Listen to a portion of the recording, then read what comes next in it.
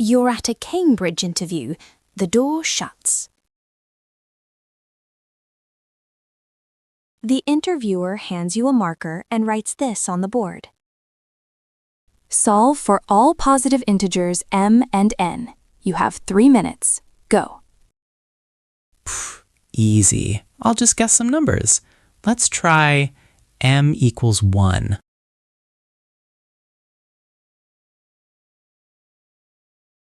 So n equals 2. Boom, 1, 2. Next question?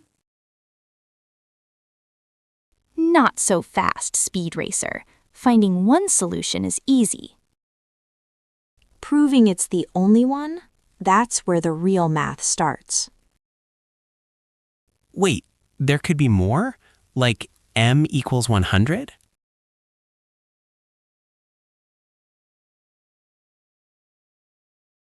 To know for sure, we need a strategy that covers infinity.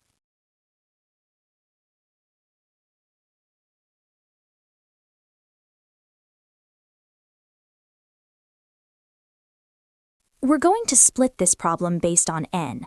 Either n is even or n is odd. Because if n is even, 3 to the n becomes a perfect square.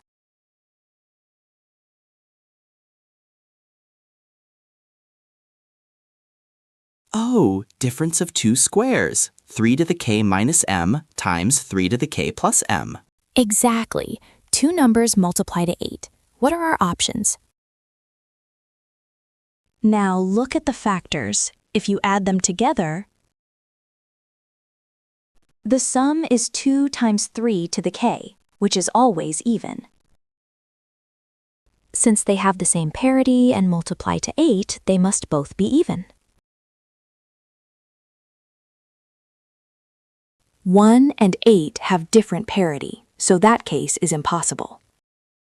We only need to check the 2 and 4 case. Now we solve this system for m and k. Adding them gives 2 times 3 to the k equals 6. So 3 to the k is 3, which means k is 1. And substituting back gives m equals 1. Which leads to n equals 2 and m equals 1.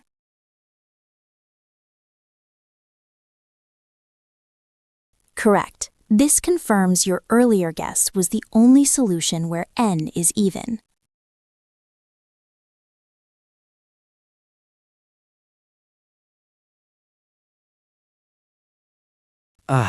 N is odd, so we can't just use difference of squares like before.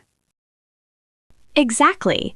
When algebra gets stuck, we use a detective tool, modular arithmetic. Look at the left side. Since 8 is a multiple of 4, it vanishes mod 4. That leaves us with m squared. Any square number can only be 0 or 1 mod 4. Now the right side, 3 is just -1 modulo 4. So it's -1 raised to an odd power, which stays -1. Correct.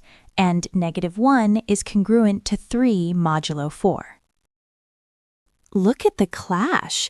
The left side is 0 or 1, but the right side is 3. They can never be equal, so if n is odd, the equation has no solutions. Wow, so the only solution in the whole world is the one I guessed earlier? Exactly. By splitting the problem into evens and odds, we proved 1, 2 is the only answer.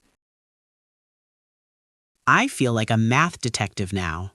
You're learning. Just remember, when in doubt, check the parity. See you in the next lesson.